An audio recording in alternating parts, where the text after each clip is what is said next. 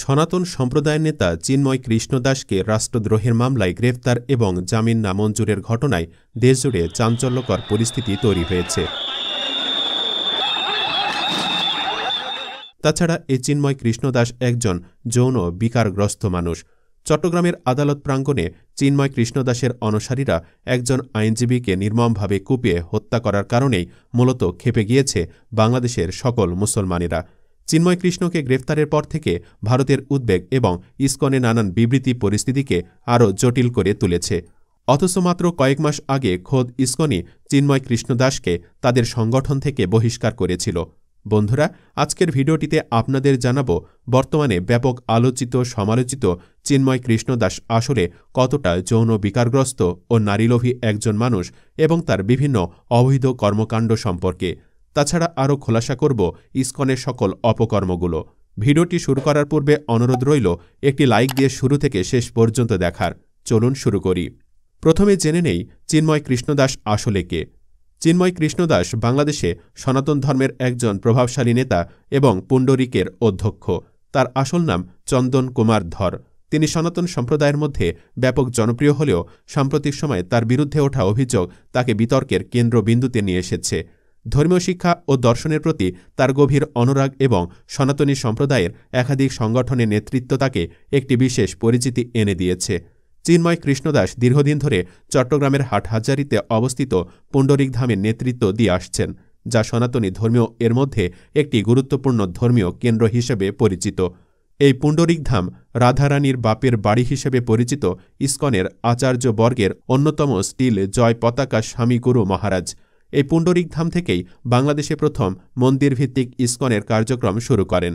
এমন গুরুত্বপূর্ণ ধর্মীয় তীর্থস্থানে নেতৃত্ব দেওয়ার কারণে চিন্ময় কৃষ্ণ দাস তার অনুসারীদের কাছে চিন্ময় প্রভু হিসাবে ব্যাপক জনপ্রিয় হয়ে ওঠেন। তার বক্তৃতা, ধর্মীয় অনুষ্ঠানের আয়োজন এবং ভক্তদের প্রতি আবেগপূর্ণ দিক নির্দেশনা তাকে সনাতন সম্প্রদায়ের একটি শক্তিশালী কণ্ঠস্বর হিসাবে প্রতিষ্ঠিত করেছে। সম্প্রতি চট্টগ্রামের নিউ মার্কেট মোড়ের 0 পয়েন্ট স্তম্ভের ওপর বৈষম্যবিরোধী ছাত্র জনতা একটি জাতীয় পতাকা উত্তোলন করেছিল। 25শে অক্টোবর বাংলাদেশ সনাতন জাগরণ মঞ্চের উদ্যোগে চট্টগ্রামের লালদিঘি মাঠে একটি মহাসমাবেশ আয়োজন করা হয়। সেই মহাসমাবেশের সময় বৈষম্যবিরোধী ছাত্র জনতার টানানো জাতীয় পতাকার ওপর সাম্প্রদায়িক ধর্মীয় গোষ্ঠী ইসকন গেরুয়া রঙের ধর্মীয় পতাকা উত্তোলন করে, যা একটি স্বাধীন রাষ্ট্রের অখণ্ডতাকে অস্বীকারের শামিল। সে রাষ্ট্রদ্রোহী মামলায় চিন্ময় কৃষ্ণ দাসকে ঢাকার শাহজালাল আন্তর্জাতিক বিমানবন্দর থেকে গ্রেফতার করা হয়। এরপর তাকে সেখান থেকে চট্টগ্রামে আনা হয় এবং চট্টগ্রামের আদালতে তোলা হলে আদালত তার জামিন নামঞ্জুর করে।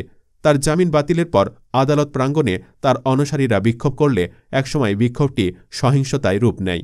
তাকে বহনকারী প্রিজন ভ্যানটি ঘিরে ধরে কয়েক ঘণ্টা আটকে রাখে বিক্ষুব্ধ হিন্দুরা। এমন পরিস্থিতিতে প্রিজন ভ্যান থেকেই পুলিশের হ্যান্ডমাইকে চিন্ময় কৃষ্ণ দাস তার সমর্থকদের শান্তিপূর্ণভাবে আন্দোলন করার আহ্বান জানানো হয়। কিন্তু তারপরও পরিস্থিতি নিয়ন্ত্রণে না আসায় পুলিশ সাউন্ড গ্রেনেড নিক্ষেপ ও লাঠিচার্জ করে। এরপর পরিস্থিতি রণক্ষেত্রে পরিণত হয়। উগ্র হিন্দুত্ববাদীরা চট্টগ্রাম আদালতের আশেপাশে ব্যাপক ভাঙচুর করে সাধারণ মানুষের জানমালের ক্ষতি করতে থাকে। এমনকি তারা আশেপাশের মসজিদে পর্যন্ত হামলা চালায়। তখন সাধারণ ছাত্র জনতাও বিক্ষোভকারী হিন্দুত্ববাদীদের প্রতিহত করার চেষ্টা করে। এক পর্যায়ে হিন্দু জঙ্গিরা সাইফুল ইসলাম আলিফ নামের আইনজীবী ভাইটিকে নির্মমভাবে কুপিয়ে হত্যা করে।